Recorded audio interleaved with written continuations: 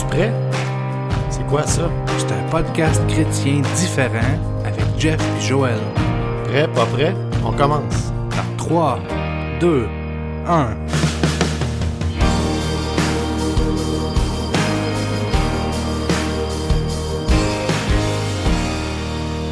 Salut tout le monde, bienvenue dans un nouvel épisode, un autre épisode du podcast Es-tu prêt? Pour faire changement, aujourd'hui, Jeff se joint à moi pour cet épisode. Bonjour. Salut Jeff. Salut. Ça va bien? Oui, ça va bien. Oui, ça va bien, moi aussi. Écoute, aujourd'hui, j'ai envie de dire qu'on a peut-être notre épisode le moins préparé de tous les épisodes qu'on a fait jusqu'à maintenant. On dirait qu'on est de moins en moins préparé de toute façon. Je me rappelle quand on a commencé, on avait des tonnes de notes, puis on dirait qu'on avait peur de pas avoir quelque chose pour parler 20 minutes ou 30 minutes. Puis là, dernièrement, souvent, on a de la misère à rester à 30, on se ramasse à 40, 45. Puis aujourd'hui, JF, on en parlait plus tôt, puis j'avais envie qu'on commence à parler du Saint-Esprit, un peu comme une autre série. On a comme pris l'habitude d'enfiler un sujet ou un livre de la Bible ou quelque chose, puis de suivre la track pendant un petit bout. Puis le Saint-Esprit, presque à tous les épisodes, on en a parlé d'un sens. Ouais. Mais on n'en a jamais parlé non plus dans un autre sens. On n'a pas approfondi dessus. Exact. Ce que je veux dire, c'est que, oui, on a dit plusieurs fois que la vie éternelle, la seule chose qui est éternelle, c'est Dieu. Par conséquent, la seule manière de devenir éternel, d'avoir la vie éternelle, c'est d'avoir l'Esprit de Dieu, le Saint-Esprit.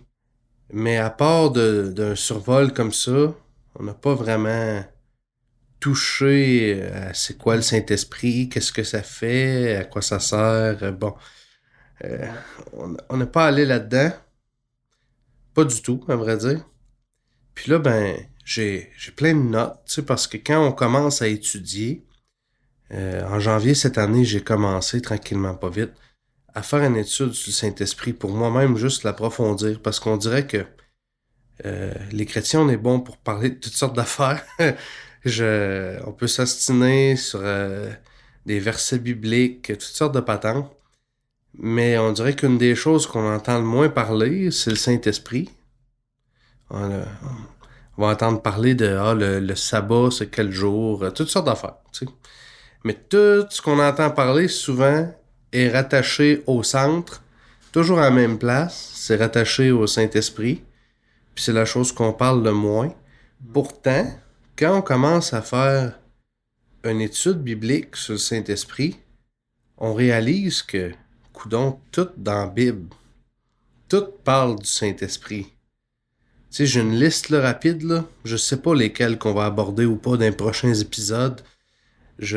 Comme j'ai dit, c'est pas vraiment planifié. On commence aujourd'hui, mais le Saint-Esprit, c'est l'huile dans la lampe des 10 vierges. Dans Matthieu 25, c'est le vin impétueux dans Chambre haute. C'est la fontaine qui coule l'eau à boire dans la femme au puits dans Jean 4. C'est une pluie sur les justes et les injustes. C'est le consolateur quand Jésus en parle dans Jean 16. C'est l'enseignant intérieur dans Jean 14. C'est une épée dans Éphésiens. C'est une puissance dans Acte 1. C'est une voix tranquille qui parle à Élie dans l'Ancien Testament. C'est le repos dans Hébreux 4. C'est des langues de feu à Chambre haute. Ah, mais c'est tellement de choses. Puis là, j'en oublie, tu sais. Les actions que la Bible nous parle du Saint-Esprit, la Bible nous dit le Saint-Esprit est avec nous, le Saint-Esprit qui campe autour de nous, le Saint-Esprit en nous.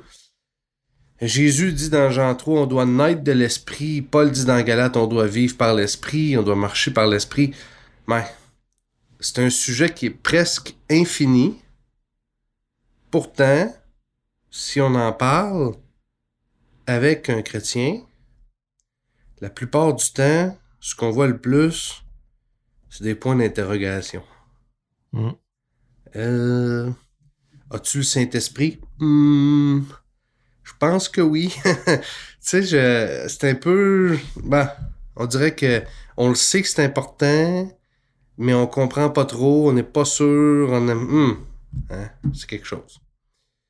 Puis là, ben, je me suis dit, ben, pourquoi pas commencer à l'aborder tranquillement, puis avancer là-dedans. Je sais pas, peut-être qu'on va faire 2, 4, 6 épisodes, j'en ai aucune idée, mais j'aimerais ça, sans nécessairement là, aller dans une profondeur infinie, au moins prendre le temps de regarder au fil des épisodes les différents types ou les différents exemples qui, pour la plupart, viennent de Jésus et ou de Paul, pour voir les différentes manifestations du Saint-Esprit, parce que tu sais, j'ai l'impression souvent que les gens voient le Saint-Esprit comme un objet. Tu vois, si je tiens dans ma main mon téléphone, si je te donne mon téléphone, tu l'as. Puis si je le reprends, tu l'as plus. Les gens voient un peu le Saint-Esprit comme ça. Tu sais, tu l'as-tu ou tu l'as pas? Puis, alors que, je dis pas que ça peut pas être une des applications du Saint-Esprit, mais si je prends juste le premier exemple qui est en haut de ma liste, c'est le Saint-Esprit, c'est l'huile dans la lampe des 10 vierges. Mais tu sais, de l'huile dans une lampe, JF, ça brûle. Tu sais là, on en a, on met le feu, après un moment, on n'en a plus. C'est pas comme un téléphone, je te le donne, je te l'enlève. L'huile, c'est un consommable. L'eau, c'est un consommable. Tu sais, dans beaucoup des exemples, on réalise que c'est peut-être plus profond, puis un peu différent de ce que nos petits cerveaux humains peuvent essayer d'en comprendre à première vue.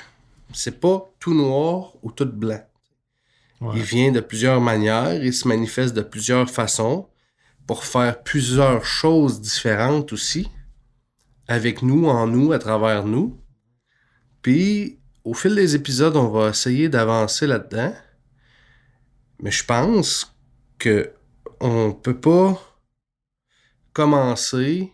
Ben tiens, je pense qu'on peut pas commencer sans lire un verset. Écoute, parce que là, je suis parti, mais il faudrait au moins lire un verset de la Bible. Parce que, ben, c'est ça qu'on croit. On croit qu'on n'est pas là pour dire nos idées. On est là pour dire juste ce que la parole de Dieu dit. Fait qu'on pourrait lire dans Galates 5, là où Paul en parle, donne deux des exemples que j'ai déjà cités. Mais on va lire ensemble Galates 5 à partir du verset 16. Je dis donc, marchez selon l'esprit, et vous n'accomplirez pas le désir de la chair. Car la chair a des désirs contraires à ceux de l'esprit, et l'esprit en a de contraires à ceux de la chair. Ils sont opposés entre eux, afin que vous ne fassiez point ce que vous voudriez. Si vous êtes conduits par l'esprit, vous n'êtes point sous la loi. Tu vois, déjà là, en 3 versets, Paul parle de marcher selon l'esprit, puis d'être conduit par l'esprit. Puis si on va un petit peu plus bas, disons, puis qu'on lit le verset 24 et 25, on va voir même aussi une autre chose qu'on est appelé à faire. Ceux qui sont à Jésus-Christ ont crucifié la chair avec ses passions et ses désirs. Si nous vivons par l'esprit, marchons aussi selon l'esprit. Tu vois, on est appelé à vivre et à marcher selon l'esprit. C'est à ça qu'on est appelé comme chrétien. Maintenant, combien de chrétiens vivent et marchent et sont conduits par l'esprit? Puis combien le sont, puis ils le savent pas? Puis combien le sont pas, puis ils le savent pas? Ça fait un peu drôle ce que je dis, mais parce que y en a qu'on a enseigné à croire qu'ils l'ont, coûte que coûte, même s'ils l'ont pas. Puis il y en a qui l'ont puis qui le savent même pas parce qu'on leur a jamais enseigné, par exemple, comment l'avoir ou comment savoir si tu l'as ou qu'est-ce que ça produit dans ta vie. De cette façon-là, on peut peut-être faire face à un chrétien qui pense qu'il l'a pas puis qu'il l'a, ou un chrétien qui pense qu'il l'a puis qu'il l'a pas. Ouais. C'est particulier, mais c'est la vérité. On est appelé à marcher selon l'esprit, à être conduit de l'esprit, à vivre par l'esprit. Puis tu sais, pas parce qu'on est chrétien qu'on n'a pas de problème. Pas parce qu'on est chrétien qu'on fait pas d'erreur. Ici, Paul parle de crucifier sa chair avec ses passions, ses désirs, notre ego, notre volonté. Il y a tellement de choses que l'être humain a qui sont des entraves à sa marche avec Dieu, Mm. puis qu'on peut crucifier. Mais avant tout ça, avant même de commencer à crucifier les passions et les désirs de notre chair, même si c'est ça qu'on doit faire, on doit premièrement recevoir le baptême du Saint-Esprit. Mm. Ça se trouve au final à être la première étape qui amorce une transformation dans notre vie. Puis on en a parlé au travers de l'étude des Romains, de mourir à nous-mêmes, d'être enseveli avec Jésus, de ressusciter. Bon, le baptême est un type de ça, mais il y a des exigences. Il y a des exigences pour recevoir le Saint-Esprit. Il y a une promesse. On a la promesse qu'on peut le recevoir. Je peux recevoir le Saint-Esprit. Tu peux recevoir le Saint-Esprit. Chacun de nos auditeurs peut recevoir le Saint-Esprit. Mais il y a une exigence. À vrai dire, il y en a deux. Puis il y en a juste deux, il n'y en a pas 1000. Il y en a juste deux. Puis on va peut-être le lire dans Acte 2. Vous le savez peut-être déjà, vous le savez peut-être pas. Mais dans Acte 2, ce qui s'est produit même, on peut peut-être commencer à Acte 1, pourquoi pas. C'est là qu'on va voir que le Saint-Esprit, c'est une puissance. Si on lit quand Jésus parle dans Acte 1, Jésus parle aux disciples, parce que là, il a donné une commission aux disciples, il leur a dit « Allez par le monde, prêcher l'Évangile, etc. » Mais après ça, il leur dit aussi « Avant de faire tout ça, là, ça vous prend quelque chose en premier. » Puis il me semble que c'est au verset 8 de Acte 1. Je vais l'ouvrir en même temps que toi. Est-ce que peux-tu, verset 8? Ouais, c'est Jésus qui parle. Mais vous recevrez une puissance, le Saint-Esprit survenant sur vous, et vous serez mes témoins à Jérusalem, dans toute la Judée, dans la Samarie, et jusqu'aux extrémités de la terre. Tu vois, c'est vrai qu'ils vont être ses témoins, qu'ils vont aller prêcher l'Évangile partout jusqu'aux extrémités de la terre. Mais avant, vous recevrez une puissance, le Saint-Esprit.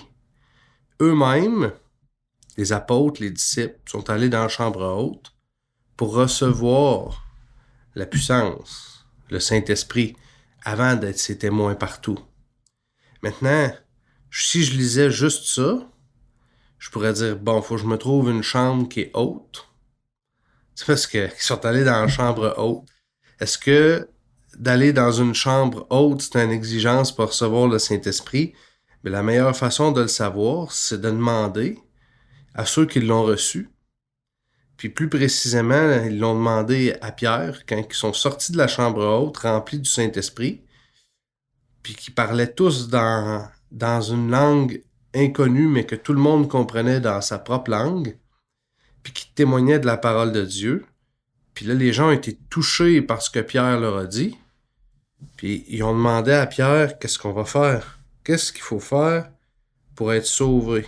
Puis dans Acte 2, au verset 38, Pierre répond, « Repentez-vous et que chacun de vous soit baptisé au nom de Jésus-Christ pour le pardon de vos péchés. Et vous recevrez le don du Saint-Esprit. » vous recevrez le Saint-Esprit.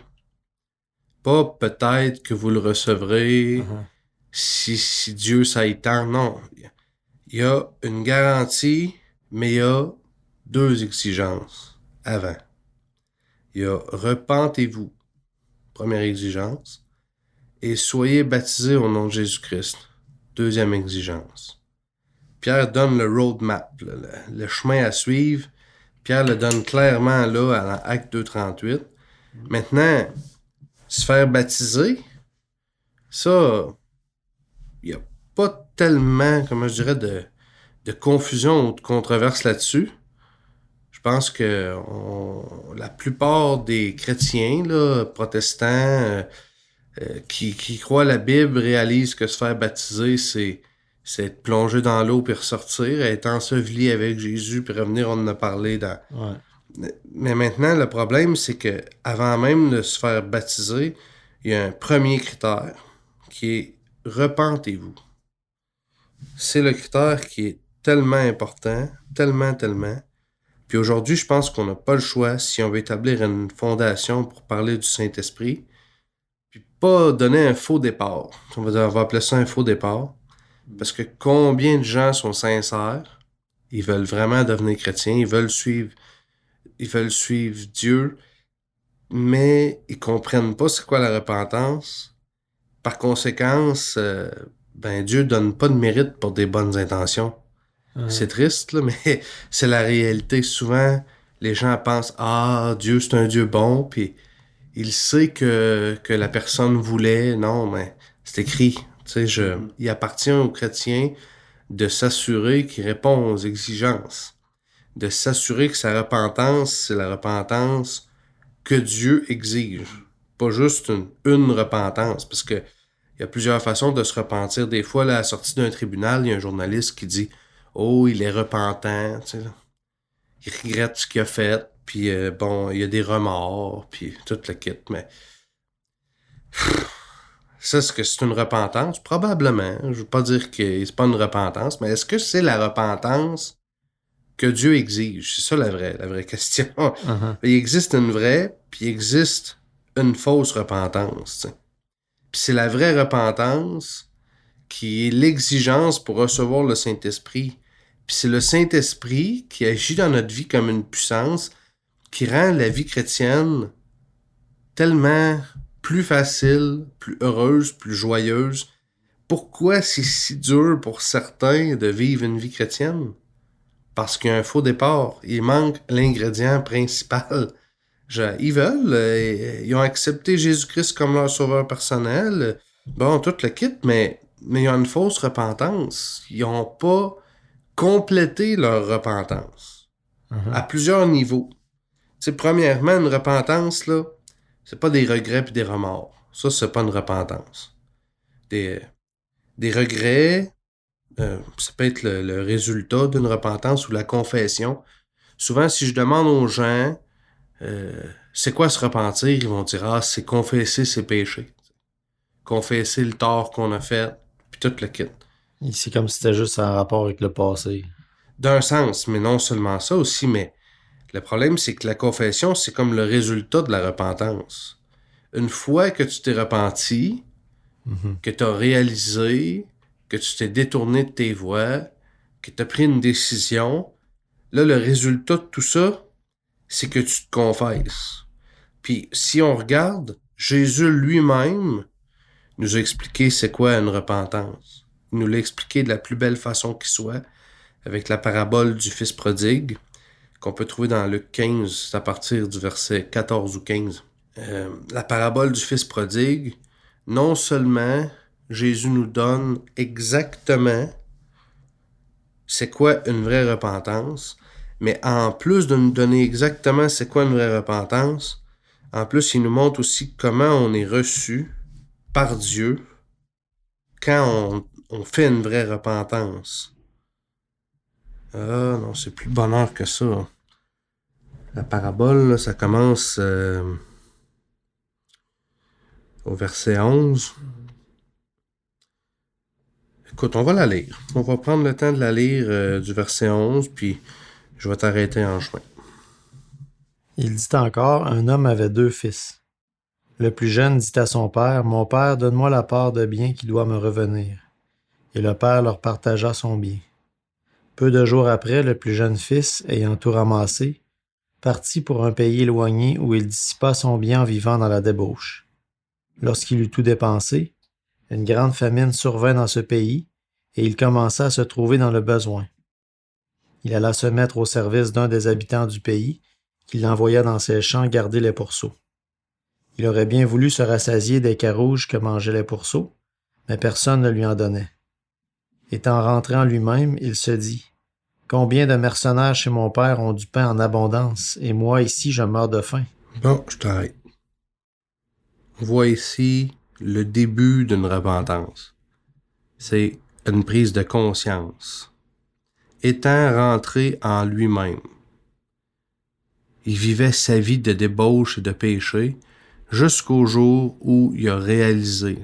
Il a dit « Wow, attends un peu, ça marche pas mon affaire. » Étant rentré en lui-même, là, il réalise. Là. Ça, c'est la première étape. On continue. 18.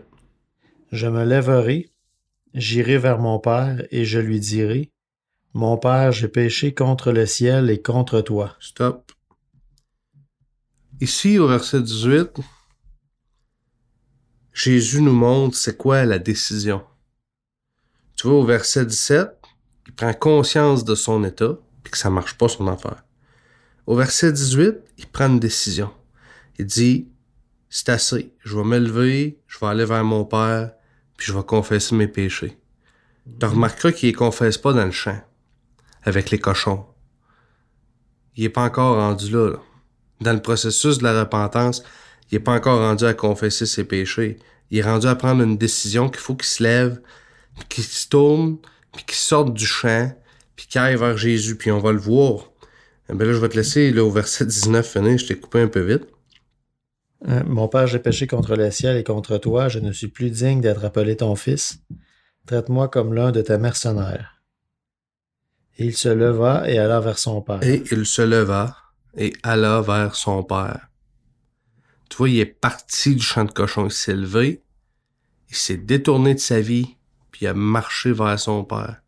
Puis la partie la plus importante d'une repentance, la plus importante, c'est pas de réaliser qu'on est tout croche. Ça, il y a beaucoup de gens qui le réalisent puis qui choisissent de continuer comme ça pareil. Ouais. Puis c'est pas de prendre la décision, parce qu'il y a plein de gens qui prennent des résolutions à chaque nouvel an, on pourrait appeler ça des décisions.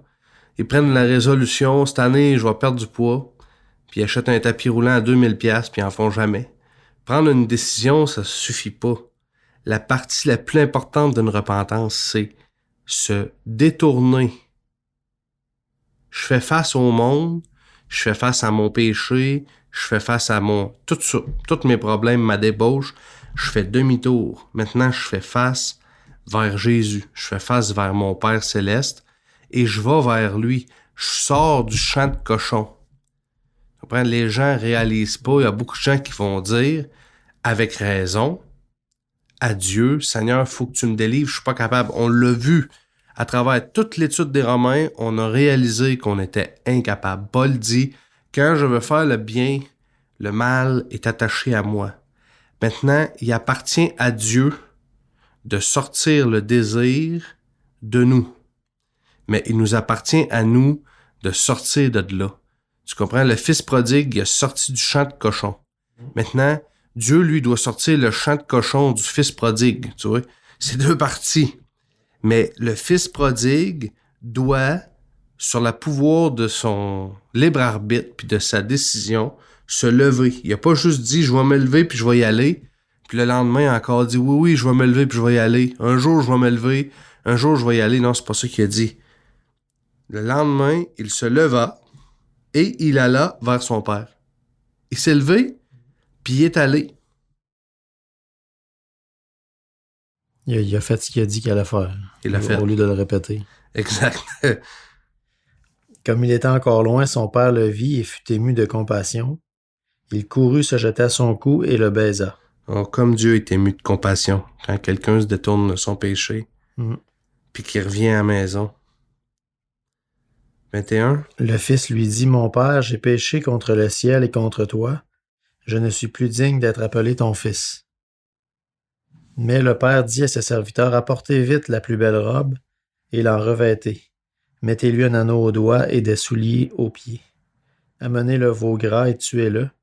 Mangeons et réjouissons-nous. Car mon fils que voici était mort, et il est revenu à la vie. » La vie. La vie. Qu'est-ce que la vie? Le Saint-Esprit. Mon fils que voici était mort, est revenu à la vie. Il était perdu, il est retrouvé. Tu vois, ce qui me fesse le plus dans cette parabole-là, c'est le fait que le fils prodigue, il n'a pas confessé ses péchés dans le champ de cochon. Il a commencé par sortir, aller vers son père, se jeter à genoux devant son père, se jeter à ses pieds, puis dire « J'ai péché contre le ciel ». Là, il a confessé, là. « Je suis plus digne de t'appeler ton fils avec tout ce que j'ai fait ». Sa confession a eu lieu après qu'il ait délaissé sa vie de péché, de débauche, d'incrédulité, puis toutes ces cochonneries, puis qu'il soit allé à la rencontre de son père. La vraie repentance, c'est la partie essentielle pour obtenir le Saint-Esprit. C'est le prérequis. Pourquoi je dis c'est le prérequis? Tu vas dire, il y a aussi le baptême. Oui, parce que le baptême, c'est un témoignage public de ce qui s'est déjà passé. Ça veut dire que si quelqu'un t'a dit, faut que tu te fasses baptiser pour devenir chrétien, puis que tu t'es fait baptiser tout en restant dans ton champ de cochon, c'est comme si t'avais menti, c'était un faux témoignage. T'as dit au monde, je suis mort avec Jésus, puis je suis ressuscité avec lui, un homme nouveau.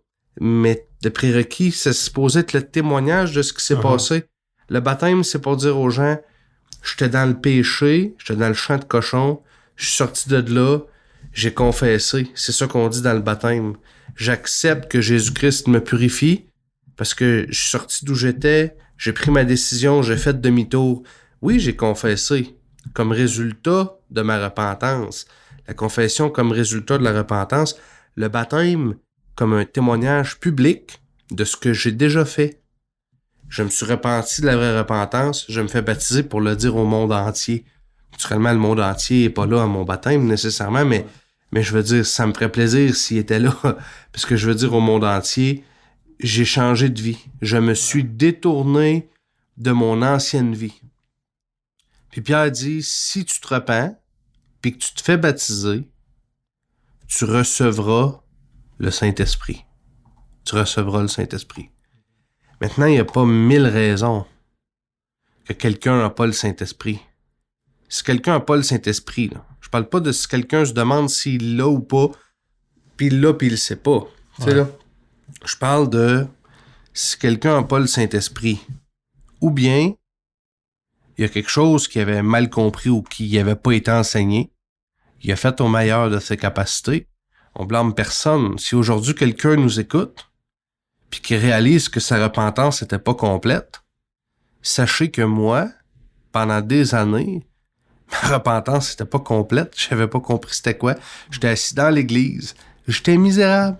Je faisais tout ce que je peux pour essayer de vivre la vie chrétienne. J'avais pas de victoire dans ma vie. Tout allait mal. C'était affreux.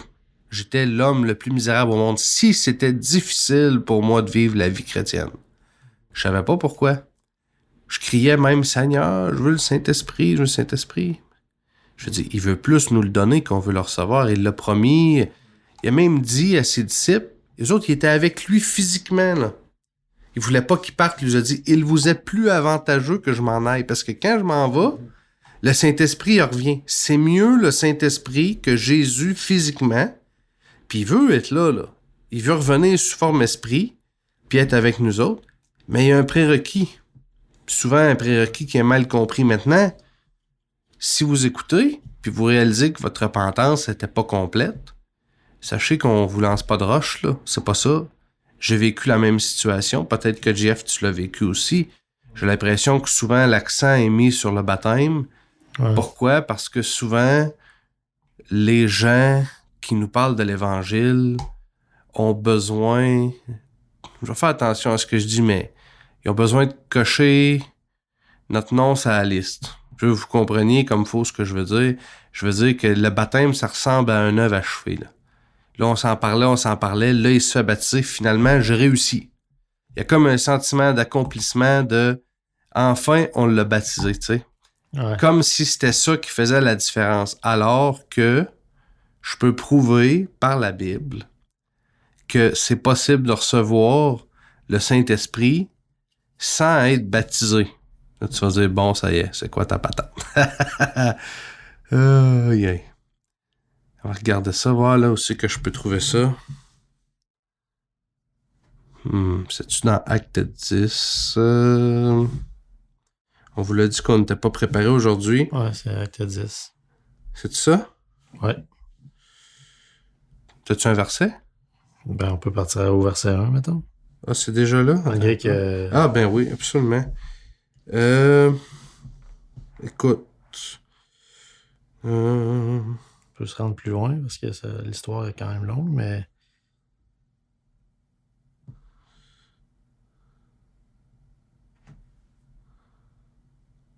Ouais. Verset 24, peut-être.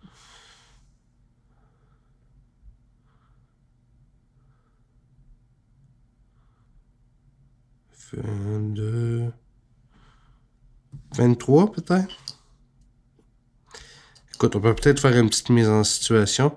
C'était un homme qui s'appelait Corneille, puis il a réuni lui puis toute sa maison. C'est drôle parce qu'on voit que Dieu travaille des deux côtés, hein, des deux côtés en même temps. Dieu a apparu à Pierre, Dieu a apparu à Corneille. Les deux les avertissant, un va chez l'autre s'en vient. Bon, puis là, ben Pierre, il s'en va là-bas. Tu sais, Pierre, c'est un juif, puis c'est l'apôtre des juifs. Puis Pierre il parle aux juifs, puis Pierre, il pense que c'est les juifs, le peuple de Dieu. Puis là, ben Corneille, c'est pas un juif, c'est un gentil. C'est quelqu'un des nations. Puis Dieu amène Pierre chez Corneille. Puis peut-être qu'on pourrait commencer à... oui, 24, c'est bon ça. Ils arrivèrent à Césarée le jour suivant. Ça, Corneille, c'est Pierre. Puis Pierre, puis... ceux qui l'accompagnaient. C'est ça. Ils arrivèrent à Césarée le jour suivant. Corneille les attendait et avait invité ses parents et ses amis intimes.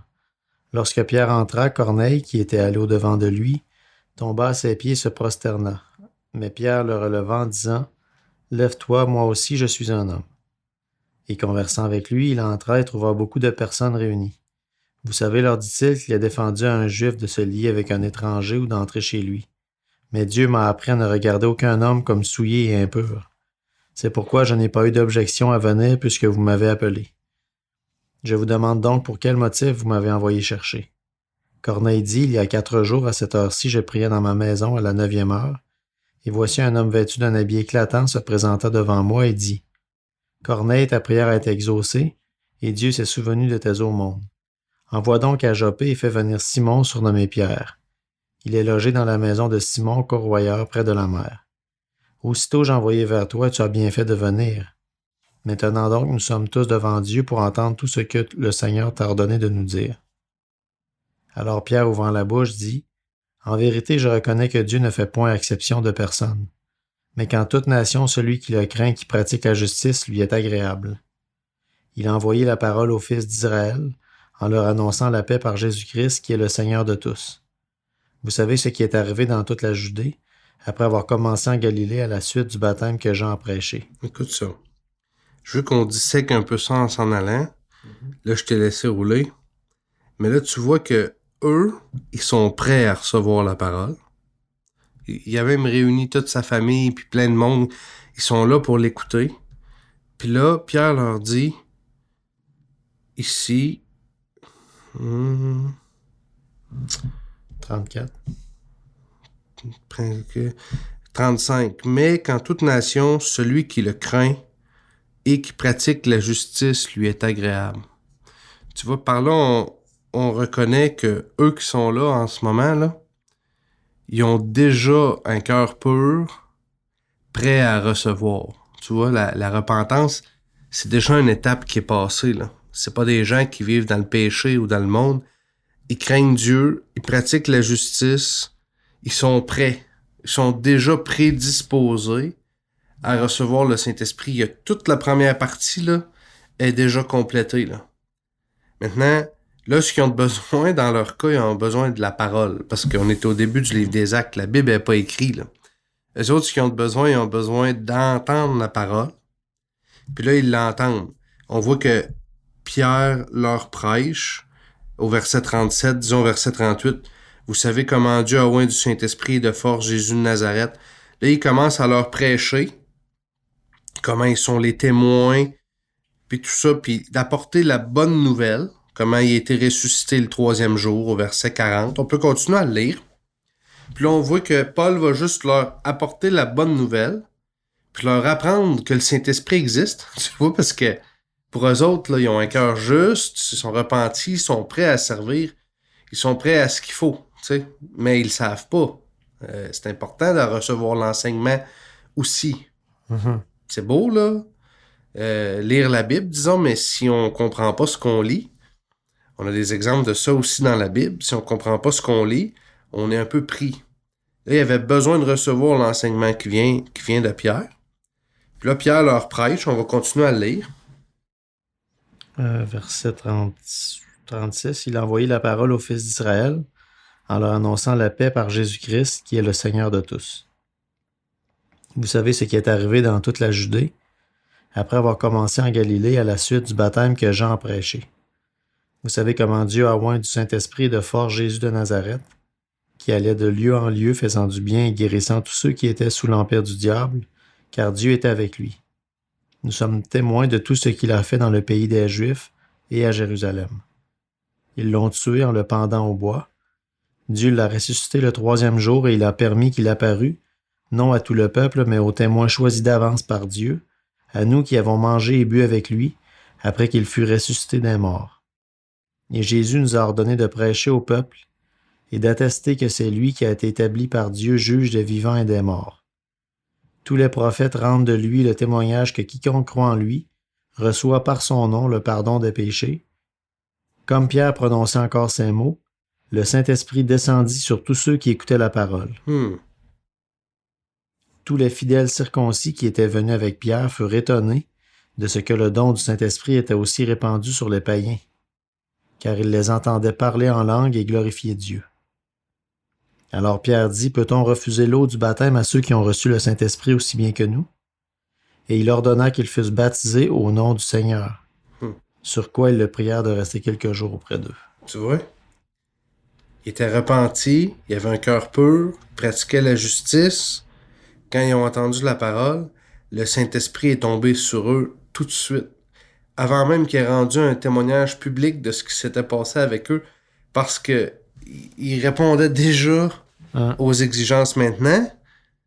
Quelqu'un pourrait dire, ça a l'air que je peux recevoir le Saint-Esprit sans me faire baptiser. Non, c'est pas ça que ça dit. Ça dit qu'ils l'ont reçu un moment avant d'être baptisés, parce que tu peux pas recevoir le Saint-Esprit sans vouloir aller dans l'eau du baptême. C'est impossible. Il savait juste pas. Là. Il savait pas. Mais on voit qu'ils étaient pas baptisés. Mais on voit pas qu'ils ont dit, finalement, ça va être correct, ton baptême. J'ai déjà pris un bain ce matin. C'est pas arrivé. Naturellement, ils ont pris le baptême tout de suite. Ils voulaient le dire à tout le monde, ce qui venait de se passer. Ils voulaient témoigner publiquement de ce qui s'était déjà passé dans leur vie. Ceci étant dit, normalement, l'ordre des choses aujourd'hui, maintenant que la Bible est écrite, c'est pas que quelqu'un a déjà un cœur pur, il s'est déjà repenti, mais qu'il manque juste la connaissance qu'il doit se faire baptiser. Je dis pas que ça peut pas arriver, mais normalement, ce qu'on retrouve plus aujourd'hui, c'est que quelqu'un entend la parole, suite à entendre la bonne nouvelle, réalise, prend conscience, comme le fils prodigue. Une fois qu'il a pris conscience, prend une décision. Une fois qu'il a pris une décision, agit sur la décision qu'il a prise, détourne de son ancienne vie, marche vers Jésus. Une fois qu'il arrive au pied de Jésus, confesse ses péchés. Une fois qu'il a confessé ses péchés, veut donner un témoignage public de l'acte qu'il vient de prendre. Et une fois qu'il donne un témoignage public, reçoit le Saint-Esprit. Maintenant, je sais pas si ça va l'air compliqué pour vous, le résumé que je viens de faire, mais honnêtement, ça l'est pas. C'est pas que c'est compliqué. Je dis pas que c'est facile. Il y a peut-être des confessions qui seront plus difficiles ou peu importe, mais si vous réalisez vraiment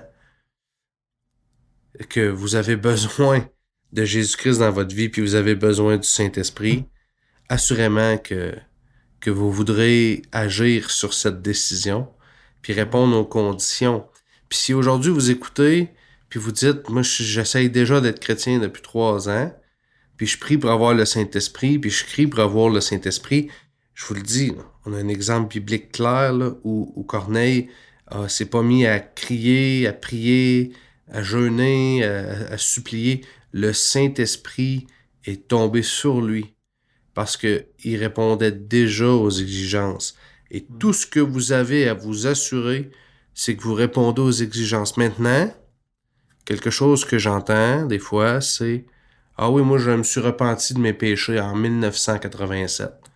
J'ai accepté Jésus-Christ comme mon sauveur, je me suis repenti de mes péchés. » Mon frère, ma sœur, mon ami, si vous vous êtes repenti pour la dernière fois en 1987, vous vous êtes jamais repenti. Parce que le fruit de la repentance, c'est plus de repentance. Un vrai chrétien se repent chaque jour. Un vrai chrétien examine sa vie à la lumière de la parole pour être sûr que sa vie correspond à ce qui est écrit là. non pas par son propre moyen, dans le sens que s'il trouve quelque chose qui ne correspond pas, il ne s'empresse pas de le corriger lui-même. Mais le Saint-Esprit en lui est ce qui fait qu'il a le désir de se repentir chaque jour, puis d'inspecter sa vie. Mais le même Saint-Esprit est aussi celui qui a la puissance pour transformer sa vie puis la rendre conforme. Mais si vous vous êtes repenti une fois, quand vous avez accepté Jésus-Christ, aujourd'hui, je vous le dis, on n'a pas besoin de faire un diagnostic en profondeur. Votre repentance n'est pas complète. Parce qu'une véritable repentance, non seulement vous rend bénéficiaire du Saint-Esprit, une repentance complète, mais en plus, produit en vous une repentance continuelle, un désir de plaire à Dieu tellement grand que vous voulez toujours vous repentir quand vous faites une erreur. Un pécheur, ben, ça pêche. C'est ça que ça fait. Un chrétien, ça pêche pas. Le péché, c'est l'incrédulité, c'est de pas croire la parole. Un chrétien, ça fait des erreurs. La tentation est là pareil. C'est pas qu'il n'y a plus de tentation quand on devient chrétien, mais si un chrétien fait une faute, il se repent. Puis la beauté, c'est que quand il se repent, parce qu'il inspecte sa vie, puis qu'il demande pardon à Dieu, de manière continuelle, le sang de Jésus-Christ est là pour couvrir toutes ses fautes, parce que là où les péchés abondent, la grâce surabonde. Puis, il y a juste ces critères-là. Il n'y en a pas d'autres. Maintenant, ce qui se produit souvent, c'est que on cherche à mettre la faute sur Dieu si on ne l'a pas reçu. Tu sais, là? C'est comme si, qu'est-ce qui se passe? Pourquoi tu me le donnes pas? Tu sais, là? Alors que c'est faux. La faute n'est pas sur Dieu. Soit il y a un enseignement qu'on n'a pas reçu. Soit il y a quelque chose qu'on n'a pas compris. Ouais. C'est soit ça. Ou ben non, soit il y a quelque chose qui va pas dans notre vie. Il y a quelque chose qui reste. C'est quoi ça, quelque chose qui va pas dans notre vie? Ben, c'est une repentance incomplète. Tu sais, parce que si je me suis repenti puis j'ai confessé 98%, mais qu'il y a quelque chose que ça me plaît trop, faut que je le garde. Ma repentance n'est pas complète. Tu sais là, si j'ai sorti du champ de cochon, mais que j'ai amené un cochon dans mon pack-sac, c'est pas complet. Il fallait que tout reste dans le champ. Il fallait que tout reste dans le champ. S'il reste une attache, il y a quelque chose qui marche pas. Maintenant, j'ai pas dit il faut que tous les désirs soient partis pour que le Saint-Esprit vienne. J'ai dit, malgré les tentations, il faut que tu aies quitté ta vie puis que tu aies pris une décision ferme de suivre Jésus. Maintenant, là, le Saint-Esprit vient, puis c'est le Saint-Esprit, la puissance qui va transformer votre vie puis qui va sortir le champ de cochon dans l'intérieur de vous. Mm-hmm. On dit souvent, on peut sortir un homme de la rivière, mais on peut pas sortir la rivière de l'homme. Mais le Saint-Esprit peut sortir la rivière de l'homme. Ouais. C'est le seul qui peut, à vrai dire. Mais pour qu'il commence même un travail, il faut qu'on arrive avec un cœur prêt. C'est pas Dieu qui est pas prêt. C'est nous autres qui est pas prêt. Bien sûr, Dieu est toujours à l'heure. C'est nous autres qui est pas prêt.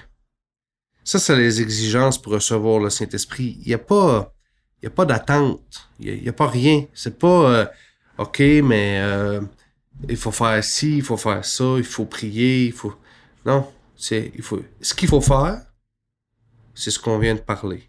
Maintenant, si vous avez l'impression que vous avez fait ce qu'on vient de parler, ben la prière que vous devez avoir, c'est pas comme les catholiques avec le Je vous salue Marie, c'est pas Seigneur, donne-moi le Saint-Esprit, Seigneur, donne-moi le Saint-Esprit, Seigneur, donne-moi le Saint-Esprit. Même si vous le dites 2000 fois, là, vous êtes juste en train de devenir catholique puis vous le savez pas.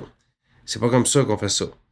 C'est vrai qu'on peut prier, demander à Dieu de nous révéler quelque chose, de dire, écoute, s'il reste quelque chose dans ma vie qui te déplaît, que tu voulais que je me repente, montre-moi c'est quoi, je veux le savoir parce que je veux répondre aux exigences. Mm-hmm. C'est pas, Seigneur, donne-moi-les. Non, quand que je réponds aux exigences, il veut plus me le donner que je veux le recevoir. Ma job... C'est à nous autres de s'ajuster. Exact, c'est en plein ça. C'est pas Dieu qui s'ajuste. Ouais. C'est nous autres qui s'ajustent. Exact. Donc, voilà, ceci étant dit, je pense que pour moi, c'est important qu'on établisse la bonne fondation avant d'entrer plus loin dans le Saint-Esprit, pour pas parler de toutes sortes de manifestations du Saint-Esprit, puis de se retrouver avec des chrétiens, des gens qui veulent être des chrétiens, qui essayent d'aller chercher tout ça, puis de manifester ce qu'on parle, mais qui ont un empêchement, puis qui se demandent comment ça se fait que ça arrive pas. Donc, maintenant, vous savez, Dieu veut plus vous le donner que vous voulez le recevoir. Il suffit de répondre aux exigences. C'est comme dans la vie, il faut commencer en bas de l'échelle, il faut commencer à la case départ et on joue un jeu de société. Faut pas, fait que c'est le même principe, il faut commencer à la case départ avec les exigences. Exact, c'est la première étape. On peut pas la sauter. Puis la dernière affaire, peut-être, JF, en terminant, parce que d'après moi, ça fait longtemps qu'on parle, mais la dernière étape en terminant que j'aimerais dire, c'est naturellement, vous pouvez toujours prier puis demander la conduite de Dieu, mais je crois pas que si quelqu'un s'est fait baptiser en étant sincère de tout son cœur, mais qui avait pas réalisé peut-être une partie de la repentance, peut-être par ignorance, tu sais, il a fait au meilleur de ses connaissances. Tantôt j'ai dit, bon, Dieu donne pas de mérite aux bonnes intentions, mais en même temps, je pense que une fois que vous complétez l'exigence de la repentance, je crois pas à la nécessité, par exemple, de se faire rebaptiser pour dire « Hey gang, ça fait 20 ans que j'essaie d'être chrétien, puis j'avais oublié une partie il y a 20 ans, parce que ça existe en passant. » Des gens qui ont oublié une partie, même si c'est il y a très très longtemps. Votre baptême au nom de Jésus-Christ, c'est un baptême valide. Je suis convaincu que si vous complétez votre repentance puis que vous mettez votre foi en Dieu pour le recevoir, là, si votre cœur est sincère, votre cœur est juste, votre cœur est pur, vous recevrez le Saint-Esprit au moment même où votre repentance sera complétée. Si vous nous écoutez en ce moment, dans quelques minutes, vous allez entendre la petite musique de la fin de l'épisode. Puis c'est à peu près le seul temps que vous avez besoin pour compléter l'exigence que vous n'auriez pas complétée. C'est pas un long processus, là. Si je peux dire ça de même, c'est plus long à en parler que le faire. Parce que pour le fils prodigue, lui, il fallait littéralement qu'il marche du champ de cochon jusqu'à la maison. Je sais pas combien de jours ça y a pris sans retourner à la maison, mais pour nous, c'est une image que Jésus nous a donnée, mais c'est quelque chose qui peut aller beaucoup plus vite que ça. Une fois qu'on agit sur les décisions qu'on a prises, oui, ça représente peut-être un coup de téléphone ou un gros sac à poubelle plein de cochonneries ou je sais pas ce que ça représente, mais c'est quelque chose qui peut se faire très vite, puis Dieu regarde au cœur. Puis vous pouvez recevoir le Saint-Esprit maintenant. Vous n'avez pas à attendre. C'est ça, c'est pas plus compliqué que ça. Ouais, mais tu sais, c'est pas plus compliqué que ça, mais c'est sûr que Satan a un rôle à jouer dans tout ça. Ouais. Et il va remettre ça plus gros que ça. Tu sais, au moment de la confession ou au moment de la repentance ou quand c'est le temps de mettre sa vie en ordre, on a un ennemi qui est là pour nous mettre ça tellement pire. Qu'est-ce que lui va dire, qu'est-ce que l'autre va penser, bon, etc. Pour rendre ça là, vraiment impossible, tu sais. Mais quelle libération une fois que c'est fait. Là. Puis même, j'ai envie de dire que l'ennemi pourrait même venir vous dire « Ah, il doit y avoir quelque chose que tu comprends pas. » Tu sais, tantôt, j'ai dit peut-être que c'est quelque chose que vous avez mal compris ou quelque chose qui vous a pas été enseigné, mais vous devez faire attention de pas rester pris dans cet éternel « Ah, mais ça doit être parce que toi, tu comprends pas. » Faut reconnaître aussi à un moment donné que si on a répondu aux exigences, on est bénéficiaire du Saint-Esprit maintenant. Maintenant, on doit juste le croire. Marcher par la foi, il faut croire. Si j'ai répondu, Seigneur, à toutes les exigences, maintenant, je te remercie pour le Saint-Esprit. Il faut le croire parce que si on laisse Satan venir jouer avec nos pensées, ça se peut qu'il passe aussi 1 an à nous dire d'après moi, il y a quelque chose que tu as mal compris. Là, tu sais. Le doute. Là. Le doute, ça doit être pour ça que tu l'as pas, tu sais. Ça doit être parce que tu comprends mal. Mais c'est pas le cas. La repentance, une fois qu'elle est complétée, que votre baptême est là, si vous avez un cœur pur puis que vous voulez vraiment servir Dieu de tout votre cœur, vous recevez à l'instant même le Saint-Esprit. Peut-être vous allez crier. Peut-être vous n'allez pas crier. Peut-être vous allez pleurer. Peut-être vous n'allez pas pleurer. Peut-être vous allez juste sentir une paix. Je sais pas. Ce que je sais, c'est que vous allez recevoir le Saint-Esprit. Peu importe l'action que ça produit sur vous, ça produit toutes sortes d'actions. Je vous l'ai dit tantôt au début. C'est le consolateur. Peut-être vous allez vous sentir tellement en paix comme si il n'y a plus de problème, mais c'est aussi des langues de feu. C'est une puissance, c'est un vent impétueux. Je sais pas. On peut pas limiter Dieu. On peut pas limiter Dieu. Mais on peut le prendre au mot, par exemple. Puis dire, maintenant, j'ai répondu aux exigences. Par conséquent, merci Seigneur pour le Saint-Esprit. Je l'obtiens au moment même par la foi. Puis à partir de là, vous recevez une puissance, comme Jésus a dit, qui va commencer à transformer votre vie. Et puis la vie chrétienne, c'est quand même une vie de sacrifice, je veux dire.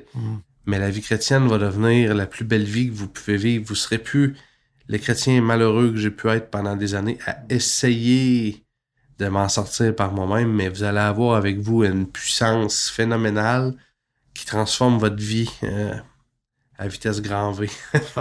C'est mieux que n'importe quel désintox ou n'importe quelle patente que vous pouvez essayer de faire pour vous en sortir. Là. Laissez faire les AA, pensez au Saint-Esprit à la place. Vous allez voir, ça produit une transformation de l'intérieur vers l'extérieur.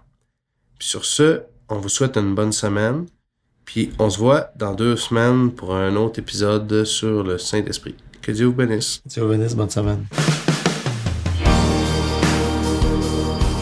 T'as une question, un commentaire ou tu voudrais nous contacter? Tu peux nous écrire au contact@commercial-es-tu-prêt.info. Ça va nous faire plaisir de te répondre. À bientôt!